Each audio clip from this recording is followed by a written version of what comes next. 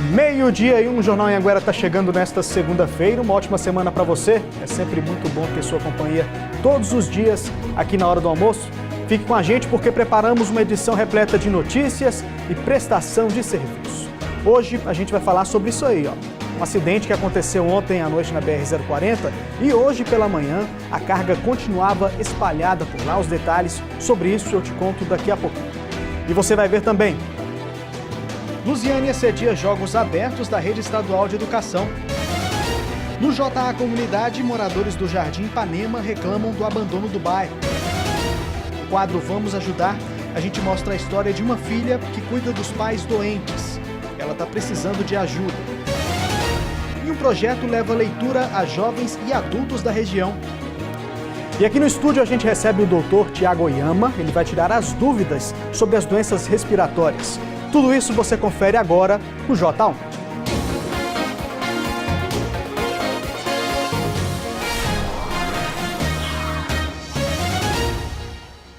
Ótima tarde para você. A gente começa falando de um acidente na BR-040. Um caminhão carregado de iogurte tombou ontem à noite. E hoje pela manhã, moradores acabaram pegando o produto que estava espalhado pela rodovia. O acidente foi por volta de 8 da noite de ontem, mas hoje pela manhã ainda tinha muita gente saqueando a carga de iogurte. Estão levando o iogurte para casa. Nota pé, VT. Senão vai estragar. O caminhão tombou nesse trecho de reta e parou fora da pista. A todo momento, pessoas atravessavam a rodovia para pegar os iogurtes. Um policial fazia a segurança no local. Mesmo assim, não havia ninguém controlando o trânsito. De acordo com o motorista, o caminhão saiu na tarde de ontem da cidade de Poços de Caldas, em Minas Gerais, com destino a Brasília. Mas ao chegar aqui nesse trecho, ele acabou perdendo a direção devido a um problema mecânico num dos eixos do caminhão. O motorista da carreta teve ferimentos leves e autorizou que os produtos fossem levados, já que a carga era assegurada. Só um alerta, é perigoso demais fazer isso aí que o pessoal está fazendo, né? Pegando, atravessando a rodovia desse jeito. A empresa que administra a BR-040 disse que enviou um veículo para retirar o caminhão lá da pista. Nessa época de seca, quem tem problemas respiratórios sofre muito. Quem mora aqui na região tem que se acostumar com isso, porque todos os anos o tempo de estiagem castiga. Basta conversar um pouquinho com a Marisa para perceber a voz cansada. A pé eu não dou conta de andar. O médico fala para eu poder fazer caminhada. A dificuldade para respirar começou há 3 anos, depois que ela teve uma embolia pulmonar, que é quando o sangue coagula, o que causa o entupimento das veias e artérias do pulmão. Aí quando dá esse embolia pulmonar, o seu pulmão fica danificado. Meu pulmão do lado esquerdo não tem como... É danificado, é todo ferido, todo machucado. Mas o maior vilão da história da Marisa está pertinho dela. A poeira que vem da rua traz perigo sem ela sair de casa. E para tentar amenizar esse tempo seco, ela abandonou o ventilador, que virou suporte para a toalha molhada. E o copo d'água está sempre por perto. É difícil. Eu direto com o pano na porta, direto as coisas... Né? A minha menina até me ajuda, né? Tem vezes que eu não consigo nem limpar a casa. O cansaço não deixa. Aí essa poeira, fumaça, época de chuva, né? O mofo da casa. Quem também leva uma vida limitada é a Florisa, que tem bronquite asmática. Basta chegar o período de estiagem que as crises começam. Eu sinto cansaço, né, dor no peito, né, a respiração fica muito ruim. Por causa da poeira, do quintal que é chão, eu tenho que estar limpando as poeiras todos os dias, muitas vezes nos dias. Para controlar a dificuldade de respirar, o médico receitou uma bombinha. E toda vez que o tempo fica seco e a umidade baixa, ela precisa usar. A questão de 10 minutos já começa a melhorar bastante. É um tempo que castiga demais, né? E para falar mais sobre essas doenças causadas por causa desse tempo seco, eu estou recebendo aqui no estúdio do Jornal Anhanguera o doutor Tiago Oyama. Doutor, boa tarde, obrigado por ter vindo. A gente viu aí 2 pessoas que sofrem muito por conta desse problema, né? O tempo fica seco, aparecem várias doenças. Queria perguntar para o senhor quais são as principais doenças causadas nesse período de estiagem? Nesse período que a gente tem um clima seco e mudança de temperatura para uma temperatura um pouco mais fria, basicamente a gente tem 2 tipos de infecções.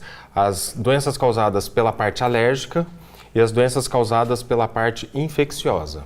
Quais são os sintomas dessas doenças? O da parte alérgica, o principal é exatamente a rinite. Então a pessoa começa com congestionamento, com secreção, com espirros e muitas vezes evolui para bronquite. É quando parte para a parte do pulmão e a pessoa pode ter falta de ar, pode ter o cansaço, como a gente viu. A gente está vendo aí nas imagens agora a poeira. Isso aí é um grande vilão, né, dessa história toda. Nesse tempo seco, a poeira incomoda ainda mais. Basicamente, duas coisas. A mudança de temperatura. Então, à noite, se a gente conseguir manter a casa um pouquinho mais aquecida, e o acúmulo de alérgenos respiratórios, poeiras e fumaças em geral. Evitar as queimadas nesse período do ano é fundamental, mas em casa, basicamente, é a limpeza com um pano úmido diariamente, de preferência sem produtos de limpeza, e a gente tem várias coisas que a gente pode fazer para tentar aumentar a umidade, pelo menos dentro de casa. Por mais que a pessoa esteja acostumada, né, isso faz parte, é uma característica do clima aqui nosso, do Cerrado, esse tempo seco, incomodar muito. Por mais que esteja acostumados, todo mundo esteja, né, sabendo que vai passar por isso, incomoda muito, né? Incomoda. E o principal é a gente conseguir os cuidados locais. Então, nessa parte alérgica, a hidratação da região nasal é importante, com solução fisiológica. Pode ser aplicado com a própria seringa, umas 3 ou 4 vezes ao dia.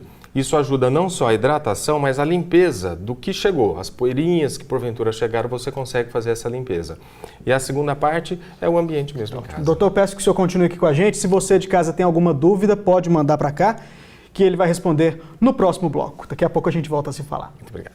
Outro assunto agora, começaram os Jogos Abertos de Goiás 2018 e os jogos foram divididos em 3 etapas, as micro-regionais, regional e a estadual. Os primeiros jogos aconteceram nos dias 4, 5 e 6 de maio em Alvorada do Norte e Alto Paraíso. Neste fim de semana foi a vez de Lusiânia, na região leste aqui do estado, né, sediar parte dessa primeira etapa dos jogos.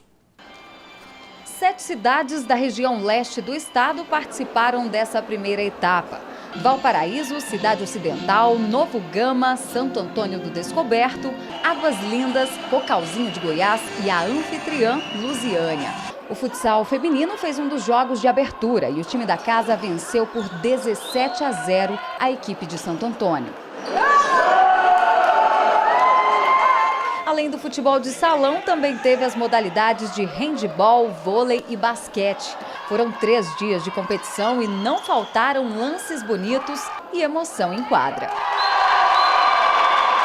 Fiquei tristinho, mas faz parte, né? A gente vai jogando com as pessoas mais velhas pra gente chegar lá na frente e ter um rendimento bom. Nos Jogos Abertos, como o próprio nome sugere, não tem limite de idade. Bruna, aos 15 anos, jogou que nem gente grande. É o tipo de competição que também permite ver mãe e filha em quadra. Difícil é esquecer esse detalhe na hora do jogo. Fica dando bronca, joga direito, senão não sai, é desse jeito. Além de Lusiânia, outras 11 cidades sediam as etapas micro-regionais. As 2 melhores equipes de cada modalidade se classificam para a próxima fase, que está marcada para o final de julho. A próxima regional será a regional de Ipameri.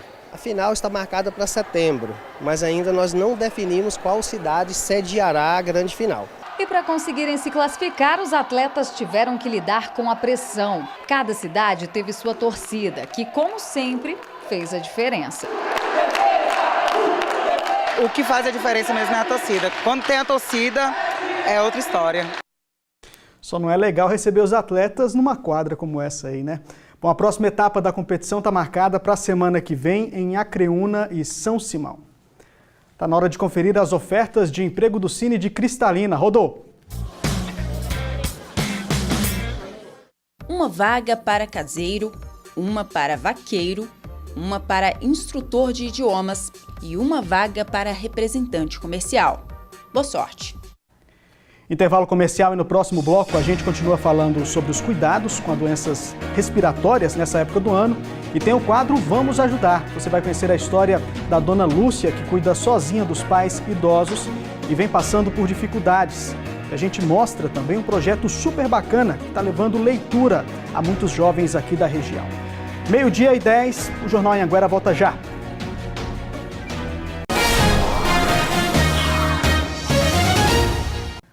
Estamos de volta com J1. A gente fala agora que a Polícia Rodoviária, com o apoio do Conselho Tutelar, fez uma blitz educativa contra a exploração sexual de crianças e adolescentes.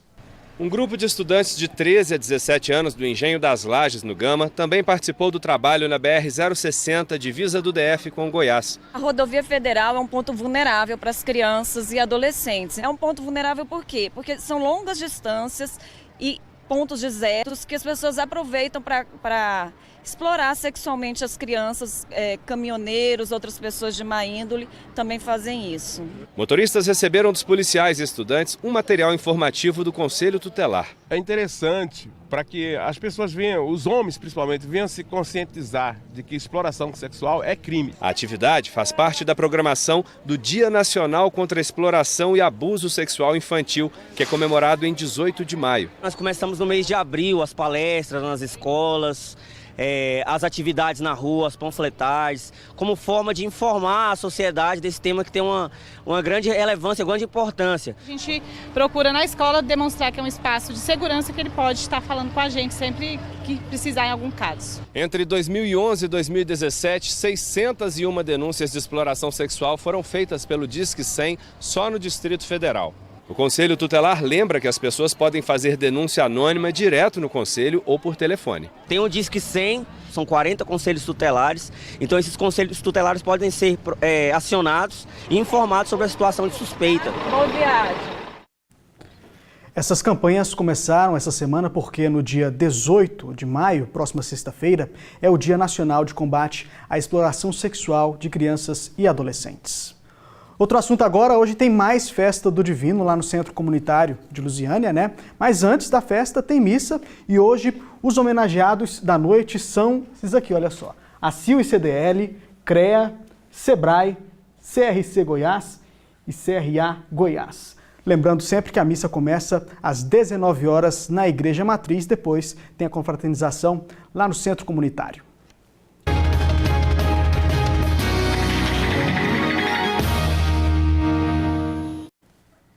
Hora da sua reclamação virar reportagem aqui no J1 e hoje a repórter Luma Soares está no Jardim Ipanema, em Valparaíso, porque lá o pessoal está reclamando do mato alto, falta de segurança e da quantidade de lixo que tem espalhado por lá. Reclamação que não acaba mais, não é isso, Luma? Boa tarde para você.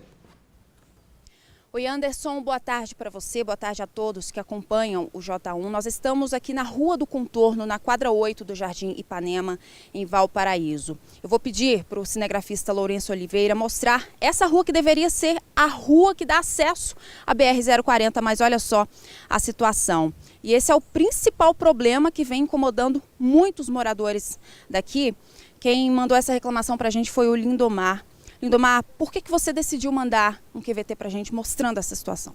É porque é o seguinte, nós somos trabalhadores, eu tenho filho que trabalha, que chega à noite, meia-noite, 1h da manhã, e ele hoje está com 3 dias dormindo fora na casa dos amigos, porque ele não pode chegar nesse horário. Um dos assaltos que acontece aqui furto de carro, que aqui nessa rua já teve, né? Morte, que aqui já teve, tá entendendo?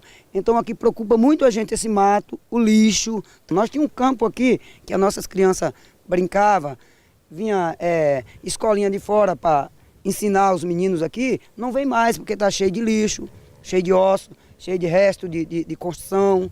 É muito complicado. Lindomar, ele citou agora há pouco sobre um campo de futebol que ficava bem aqui. Vocês, claro, não estão vendo porque o mato já tomou conta de tudo, mas o campo está bem aqui ao nosso lado. Infelizmente, o que os moradores me disseram é que as crianças não brincam mais justamente por conta dessa situação. Eu vou conversar agora com a dona Maria Celeste, que mora aqui há mais de 15 anos. Dona Maria, me fala uma coisa, esse problema sempre existiu aqui no bairro? Sempre existiu, nunca ninguém faz nada. Olha como nós estamos uma pouca vergonha para todo mundo. Aqui nós vivemos esquecidos como coisas que nós somos bichos, nós somos ser humano. A gente tem que ter uma pessoa para ajudar a gente mesmo. Como é que nós podemos viver numa vida dessa? Ninguém respeita ninguém aqui, joga lixo, faz tudo que tem direito, até vive com o rato, vive com as cobras dentro de casa, que eu mesmo já matei 3 cobras na minha casa, faz tudo que tem direito aqui. As pessoas que querem mandar, nós não podemos falar nada. É difícil. Olha a escuridão para ali. assim, a senhora, por exemplo, tem receio de sair de casa tanto durante o dia quanto à noite? De noite mesmo eu não saio, até por aqui eu tenho vergonha, medo de passar de dia. Eu não tenho coragem de passar por aqui. Para passar por aqui é o caminho mais perto. Vai ter que dar a volta lá em cima, porque quem vai passar por aquele matagal desse, que aqui tem tarado de tudo, até um dia desse lado ele estava desse lado de cá. Se alguém pegar a gente e arrastar no mato desse, quem vai? Quando pensa já está morto, faz qualquer coisa, porque quem vai fazer alguma coisa e ninguém vai estar na hora, né? É difícil, minha amiga. Obrigada, difícil. viu, dona Maria? Obrigada. Bom, eu vou conversar agora com o Raí Frank, que também mora aqui há mais de 15 anos. Raí, você que, assim como os outros moradores, convivem com esse problema, com essa situação, o que realmente deveria ser feito aqui para melhorar pelo menos um pouco todo esse problema? O que tinha que ser feito era fazer essa limpeza, limpar esses matos, né, botar uma iluminação melhor. Até que agora é o tempo da poeira, mas quando começa a chover, é um lamaçal aqui. Podia ter colocar também uma pissarra para melhorar mais. E a limpeza que todo mundo está pedindo, entendeu? Para ver se melhora mais. E nossa pista que a gente tem acesso ao shopping, que é essa que o rapaz mostrou, né? E é isso aí. E a iluminação, que nós precisamos urgente. Aqui, assim, no caso, vocês têm iluminação, mas não é de qualidade. É, só tem aquele poste. Aquilo ali não clareia nada. Tinha que ter pelo menos um refletor. Se já que não vão colocar mais um poste, botava um refletor para iluminar mais para cá. E me diz uma coisa, vocês pagam taxas de iluminação pública aqui? Sim, paga, se eu não me engano, é R$13,50 por cada residência. Ou seja, vocês pagam esse valor para ter apenas um poste na rua? Um poste na rua. À noite aqui é um breu. É um breu. Meu menino eu tenho que levar e buscar na escola, porque eu tenho medo dele ir só e voltar, por causa do escuro. Obrigada, viu, pela sua participação. Obrigada a todos os moradores. Bom, Anderson, nós vimos que não é só apenas um problema, né? São vários. Mato alto, falta de asfalto, lixo nas ruas. A gente sabe que essa questão do lixo realmente vai também da consciência de cada morador de não jogar lixo em lotes baldios, perto de locais abandonados.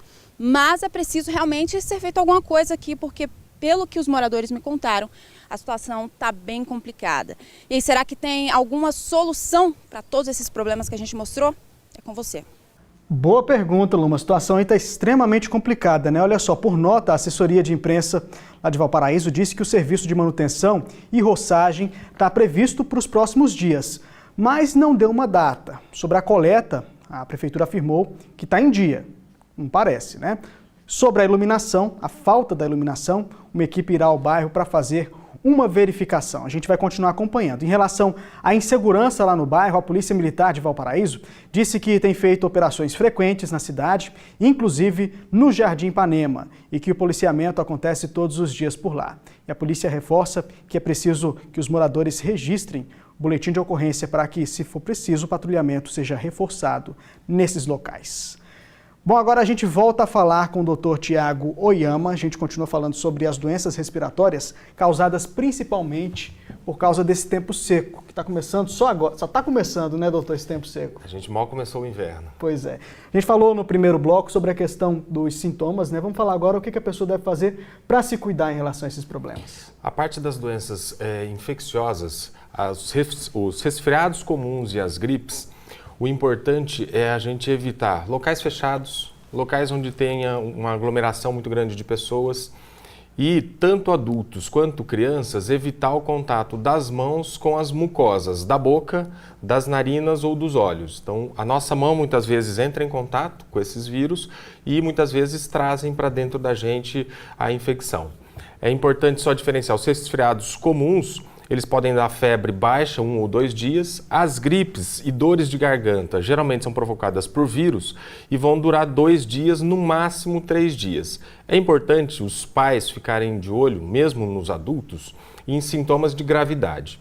A pessoa que está muito prostrada, que está muito abatida, a criança que está muito debilitada, ela tem que ser levada e examinada, assim como as crianças que tiverem sintomas por mais de 3 dias. Então, se está no segundo ou no terceiro dia já e a criança continua persistindo com a febre, ela tem que ser investigada com as doenças secundárias, que é sinusite, otite e pneumonia. São doenças mais sérias, mais graves, que precisam de antibiótico. Doutor, acabei de receber a pergunta aqui da Maria Odete, ela é lá de Valparaíso. Ela disse que tem asma, uma asma leve, segundo ela, e que chega essa época do ano, a asma parece que fica mais descontrolada, assim. Qual é o motivo? Será que a casa não está bem limpa? Ela quer saber. Os motivos são principalmente do organismo dela, que reage à mudança de temperatura, então esfriou o organismo dela, vai reagir mais, e a presença dos alérgenos, então a presença das poeiras no ambiente. Diminuição da umidade, são os 3 fatores. Então, em casa ela pode aumentar a umidade, colocar os umidificadores, aquela bacia com água e uma toalha molhando a pontinha ajuda muito. Os cuidados nasais vão ajudar a prevenir, mas o principal, para quem tem rinite, para quem tem asma, é o tratamento que a gente tem que fazer durante esse período do inverno. Existem medicamentos que vão diminuir as crises, tanto de rinite quanto de asma, ou a pessoa passa o inverno sem crise nenhuma, ou se tiver, ela vai ter crises leves com esse tratamento. Ótimo. Doutor, muito obrigado pelos esclarecimentos. Ótima tarde para o senhor. Muito obrigado.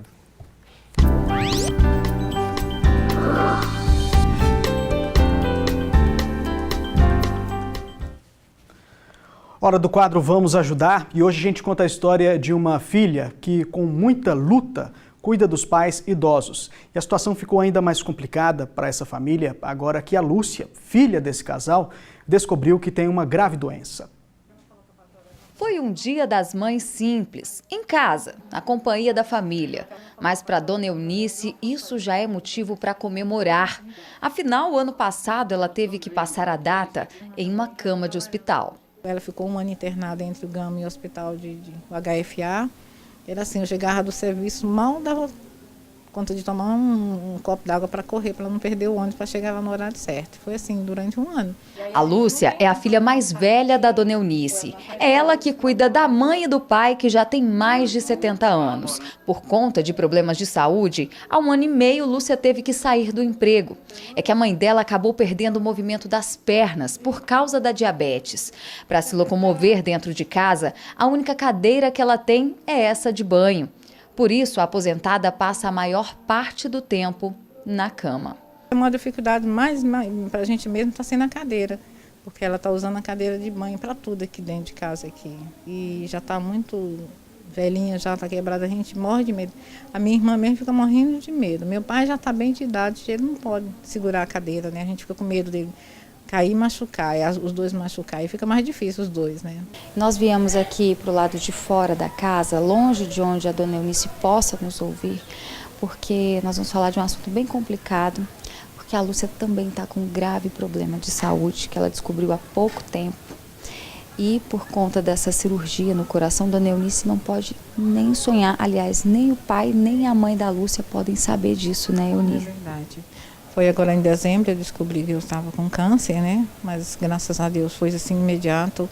Eu já consegui a cirurgia, fiz a cirurgia em Goiânia, né? Agora estou fazendo as químio, mas é muito cansativo, porque de 15 dias eu tenho que ir deslocar daqui da minha casa para Goiânia, sair, acordar 4 horas da manhã. Tem dia que eu choro muito, sabe? Porque eu falo, meu Deus, minha mãe está suspendendo uma coisa, ela acha que eu estou só com anemia. Ela não acha que eu estou com câncer, né? Que eu vou ficar boa, ela fica preocupada. Minha filha, por que esses treinos no seu braço? Eu falo, não, é as veias que está tomando muito soro e as veias estão ficando preta. E ela, não, mas minha filha vai ficar boa, que nós somos parecidos, vai curar minha filha. Eu falei, vai sim, já está me curando. Mesmo nessa situação difícil, Dona Eunice não perde a esperança. Ela é devota de Nossa Senhora Aparecida e ainda tem fé que vai poder voltar a andar. Todo meu santo que eu tenho aqui, eu rezo com isso tudo. Que Deus me dá saúde para me caminhar, para mim andar e ir para a missa. A Dona Eunice não assiste televisão por esse motivo que a gente acabou falando sobre a questão da doença da filha dela. O que ela realmente está pedindo, que a filha dela está pedindo, é uma cadeira de rodas para a mãe. Se você puder doar, é só entrar em contato com a nossa redação no 3622-1600. Ela precisa também de fraldas geriátricas. A gente, claro, fica aqui na torcida para dar tudo certo. E olha só, a gente fala agora de uma ideia super bacana que está fazendo com que a leitura chegue cada vez a mais jovens e adultos aqui da região. Cada livro novo que chega no projeto ganha um lugarzinho na estante. As obras são separadas por estilo literário e às vezes passam até mesmo por uma restauração. Mas nenhuma fica tempo suficiente por aqui para pegar poeira. Logo, os exemplares que foram doados são repassados e ganham um novo dono. Nessas idas e vindas já foram milhares assim. Em 3 anos de projeto, uma média de 15 mil livros. Você esperava isso tudo no início? A princípio esperávamos 200, 300, 500 livros pelo rodízio, como é feito, e nos surpreendemos. O Alexandre gerencia o projeto, mas a ideia mesmo da Biblioteca Sem Paredes veio do Michel. Ele conheceu o professor em uma palestra de pedagogia sobre o incentivo à leitura e quis fazer a sua parte. Essa parceria entre dois amantes da leitura tem envolvido toda a comunidade. Normalmente, os livros chegam lá no ponto de apoio, mas quando necessário, o Alexandre e o Michel também marcam de buscar as doações, como foi o caso aqui dessa família que, pelo que eu estou vendo, gosta e muito de ler. A Luísa agora está sempre com um livro na mão. Quando acaba uma história, ela passa logo para frente e começa uma nova. Eu pego, leio e assim que eu termino eu troco por outros. No caso, esse aqui eu já entreguei e ontem eu já fui lá e peguei mais um. E já comecei a ler também. É sensacional, porque hoje em dia ninguém tem mais assim, o interesse em pegar um livro e ler. Hoje é tudo na tecnologia.